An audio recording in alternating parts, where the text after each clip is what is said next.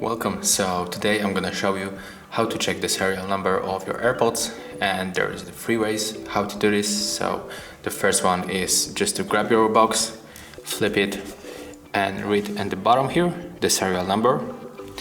The second one is to open the charging case, put out the AirPod, move it like this, and as you can see here it is inside the box.